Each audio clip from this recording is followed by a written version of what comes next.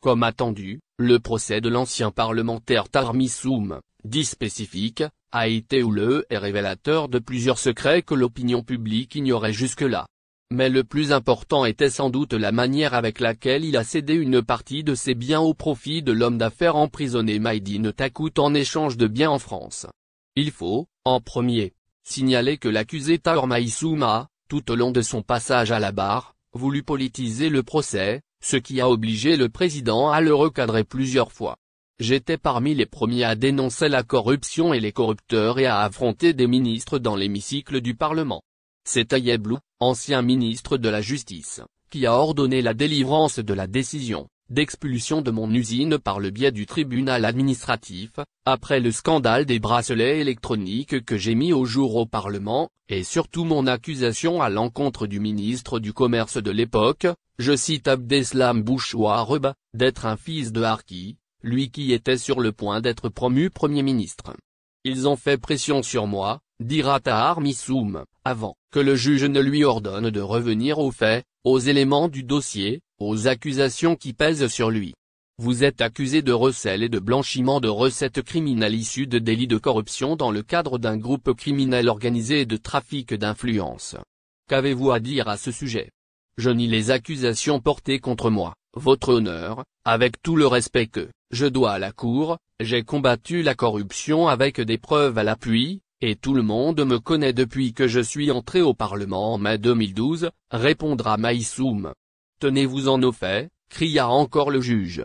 Je n'ai aucune relation avec Takout à l'exception d'une relation contractuelle, et j'ai été contraint de le faire parce que j'ai subi un harcèlement et des pressions terribles de la part du gang qui a réussi à fermer mon usine de production de lait et ses dérivés, connue sous le nom de laiterie Boukari.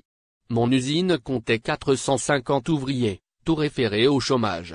À ce moment-là, j'ai pensé que Takout pouvait être celui qui sauve cette usine et ses emplois. Takout, je ne l'ai rencontré qu'une seule fois, dira l'ancien député de Médéa. Quels sont les harcèlements et les pressions dont vous avez fait l'objet?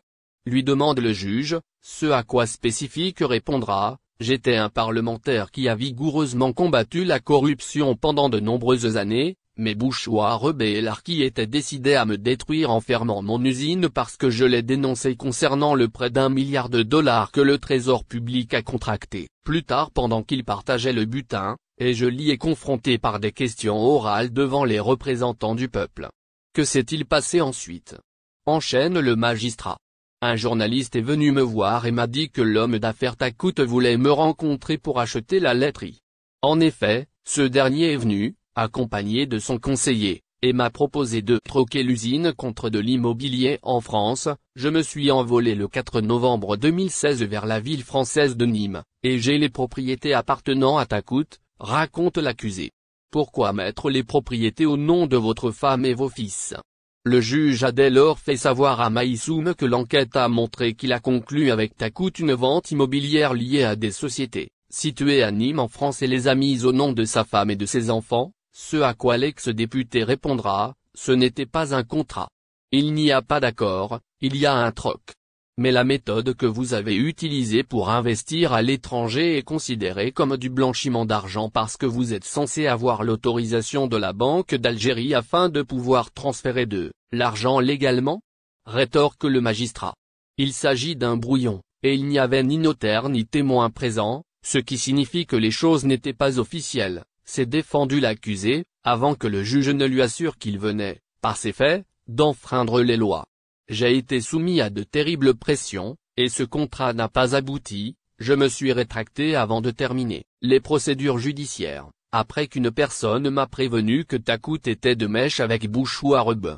Sur cette base, j'ai récupéré les papiers officiels de l'usine qui sont maintenant en ma possession, tenta d'expliquer Maïssoum. Vint ensuite le tour du procureur de la République de poser des questions à l'accusé. L'enquête a prouvé que les contrats étaient enregistrés au nom de vos enfants et de votre épouse, notant que la laiterie était à votre nom. Pourquoi? S'est-il interrogé. La renonciation de mes biens pour mes fils était tout à fait normale. J'ai acheté un bien et enregistré au nom de mon fils. Où est le crime là-dedans? Répondra.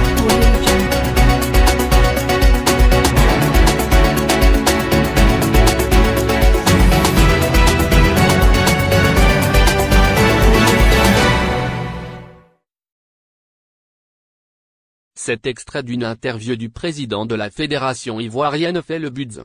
Pour cause, Yacine Idriss Diallo a envoyé balader l'un de ses compatriotes journalistes. Voici la vidéo qui fait délirer les supporters de l'Algérie durant le chant. Avant d'affronter l'équipe d'Algérie en quart de finale du chant au stade Nelson Mandela à Baraki ce vendredi, le président de la fédération ivoirienne Yacine Idriss Diallo a, dans un élan d'ironie, mis un énorme vent à l'un des journalistes de son pays lors d'une interview, ce qui a provoqué un fou rire parmi les personnes présentes.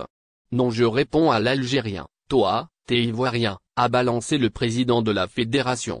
Cette grosse punchline, en plus d'être marquante, prouve l'intérêt et le respect qu'éprouve le boss du football de Côte d'Ivoire envers l'Algérie, pays organisateur du chant et prochain adversaire de ses joueurs.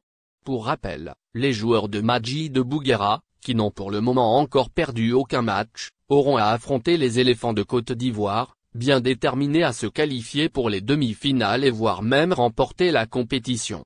Rendez-vous vendredi soir pour ne rien rater de ce choc.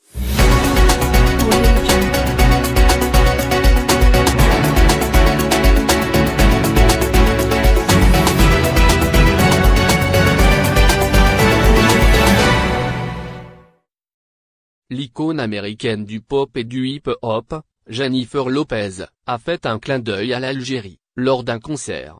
Need News relate pour vous les détails dans la suite de ce nouveau passage. Alors, ne bougez pas. On peut affirmer sans se tromper que la star américaine est une icône mondiale de la chanson pop, latino, hip-hop. Chanteuse, actrice et danseuse, Jennifer Lopez a, en effet, tous les talents et jouit d'une grande notoriété dans les quatre coins du globe. Possédant une large fanbase, Jennifer Lopez a récemment fait plaisir à ses fans en Algérie à travers un geste. Vous êtes fan de l'artiste et vous souhaitez en savoir plus? Vous êtes pile au bon endroit. La chaîne de Need News relate pour vous tous les détails d'A à Z dans ce vidéo du 24 janvier 2023, mettons-nous maintenant. Âgée de 53 printemps, les œuvres de la chanteuse multi-récompensée sont très écoutées par les mélomanes à l'échelle internationale. Très douée, la vedette artistique régale son public avec ses tubes. Autre d'un succès planétaire, elle foule, en outre, les scènes pour faire danser son public sur ses hits. Récemment, l'interprète de Un Tour Mama a animé un spectacle majestueux durant lequel elle a évoqué l'Algérie. Effectivement, lors de son dernier événement musical, la partenaire de Ben Affleck a rendu hommage à l'Algérie. Dans le détail, un fan algérien s'est rapproché de Jennifer Lopez et a filmé une vidéo à travers laquelle il a demandé à l'artiste américaine de faire une dédicace à son public algérien. Aussitôt demandé, aussitôt fait. En effet, la femme d'affaires a salué les Algériens. Sur les planches de la scène, la productrice s'est inclinée humblement et a tiré son chapeau pour l'Algérie. Une manière pour elle de faire plaisir à ses admirateurs.